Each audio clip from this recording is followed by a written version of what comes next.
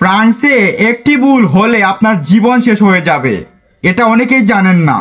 নতুন একজন ভাই যখন ফ্রান্সে নতুন আসেন, এই দেশ সম্পর্কে তিনি জানেন না ভালোভাবে। আসার পর সর্বপ্রথম যে কাজটি হচ্ছে যে কোনো ভাইয়ের ক্ষেত্রে, সেটা হচ্ছে এই দেশে সেটেল হওয়া, এই দেশে আসার পর কেস করা, পেপার হওয়া ফ্রান্সে। তো এই ক্ষেত্রে আমি লক্ষ্য করে দেখেছি বর্তমানে অধিকাংশ ভাই ফ্রান্সের পেপার হচ্ছে না, ফ্রান্সের পেপার রিজেক্ট হচ্ছেন, অটো রিজেক্ট করে দিচ্ছে। আর এতে করেই জীবন কিন্তু শেষ হয়ে যাচ্ছে, ফ্রান্সে সেটেল হতে পারছেন না, অনেক অসুবিধা দেখা যাচ্ছে। এর মূল কারণ কি আপনারা জানেন না।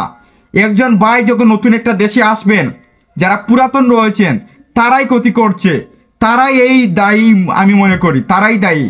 কারণ হচ্ছে একজন নতুন একজন ভাই যখন ফ্রান্সে আসবেন, আসার পর উনি জানেন না কিভাবে কেস লিখতে হয়, কিভাবে গুছিয়ে লিখলে ভালো হবে, কিভাবে কি করলে সুবিধা অসুবিধা হবে, এইগুলো পুরাতন যারা ফ্রান্সে রয়েছে তারাই করে। আর তাদের ভুলের কারণেই আজকে দেখা যাচ্ছে অটো রিজেক্ট হচ্ছে অনেকেই। আমি একটা বিষয় ক্লিয়ার করতে চাই, কি কারণে অটো রিজেক্ট করে। আপনি যখন কেসটা লিখেন, বাংলায় লেখার পর যখন এই কেসটা অনুবাদ করেন ফরাসি ভাষায়, ফ্রান্সের ভাষায়, সেই ক্ষেত্রে যদি বাংলা ভাষায় আপনি ভুল করে বসেন বা উল্টো পাল্টো করে লিখেন, সেগুলো ফরাসি ভাষায় কিন্তু ট্রান্সলেট হবে না প্রপারলি, ভুল হবে। আর আপনি বাংলা ভাষায় লিখছেন কেসে একটা, আপনি শিখে যাচ্ছেন আরেকটা। যখন আপনার ইন্টারভিউ নিবে, তখন আপনি যে সেন্ড করবেন, আপনি যে কেসে লিখেছেন, এই সবগুলো আপনাকে আগে পাঠাতে হবে। তারা পড়বে বিষয়গুলো, আপনি কি বিষয়ে ফ্রান্সে আশ্রয় নিতে চাচ্ছেন, কি কারণে আপনি ফ্রান্সে এসেছেন, বিষয়গুলো পড়ার পর আপনার ইন্টারভিউতে ডাকবে।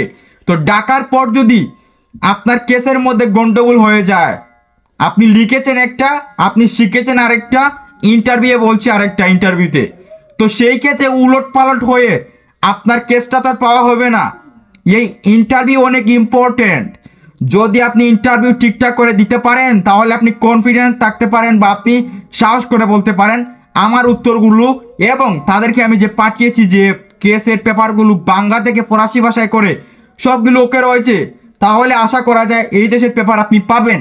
কিন্তু দেখা যাচ্ছে এখন বর্তমানে কেসের মধ্যে 2 নাম্বার শুরু করেছেন ভাই, টাকা লোভী। আপনারা অনেকেই টাকা দিয়ে কেস লিখে থাকেন, টাকা দেন তো সে কেস লিখে, আপনার কথা আপনি বলেন, সে তার ব্যক্তিগতভাবে লিখে, এইরকম করে আপনারা মানুষের জীবন ধ্বংস করে দিচ্ছেন।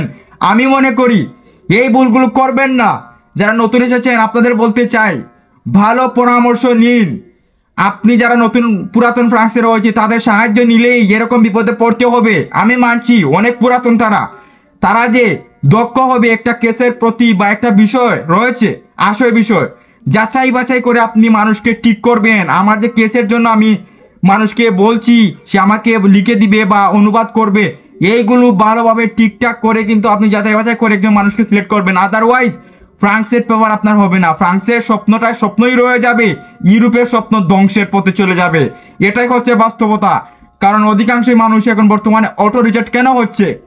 আরেকটা বিষয় আমি শেয়ার করতে চাই, কয়েকদিন আগে একজন ভাইয়ের সাথে আমার কথা হয়েছে, তিনি কেসের মধ্যে লিখেছেন একটা, ইন্টারভিউতে বলছে আরেকটা, মানে ইন্টারভিউতে বলছে প্রশ্নগুলা তিনি বলতে পারছেন না, যে উত্তরগুলো দিতে পারছেন না সঠিকভাবে। কারণ কেসের মধ্যে লেখা একটা রয়েছে, আমি টার্গেট করেছি এই জায়গায় যে আপনি কেসের মধ্যে গন্ডগোল করেছেন। অবশ্যই কেস যে ফাইলটা লিখেছেন, এই ফাইলের মধ্যে আপনি বাংলায় কি লিখেছেন আর সেগুলো অনুবাদ করে তো আপনি পাঠিয়েছেন তাদের কাছে প্রথমে, তো তিনি সেটা কিন্তু বুঝতে পারেননি। সেইখানে গিয়ে দেখা যাচ্ছে ইন্টারভিউতে বলছে একটা, তিনি শিখেছেন আরেকটা। তো এইভাবে গুলমাল করে কেসের ইন্টারভিউ নষ্ট হয়েছে, কেস সেখানেই শেষ ভাই। আর আশা কি করবেন, আশা কি করা যায়, কেস কিভাবে পাবেন, সঠিকভাবে যদি ইন্টারভিউ না দিতে পারেন তাহলে কেসের আশা করা যায় না। তাই আমি আপনাদের বলবো, যারা ফ্রান্সে রয়েছেন অবশ্যই করে ফ্রান্সে আসার পর সঠিক পরামর্শ নিবেন। ফ্রান্সে বিভিন্ন বাংলাদেশি কমিউনিটি রয়েছে, তাদের সাহায্য নিবেন। টাকা হলেও কিছু টাকা দিবেন বা ফ্রিতে সার্ভিস রয়েছে অনেক জায়গায়, সেই জায়গাগুলিতে গিয়ে আপনারা আপনাদের কাজ সারবেন। না হলে কিন্তু ফ্রান্সের মতো জায়গায় আপনাদের স্বপ্ন কিন্তু শেষ হয়ে যাবে। আজকের এই ভিডিওটি এই পর্যন্ত। সবাই ভালো থাকুন, সবাই সুস্থ থাকুন, আল্লাহ হাফেজ।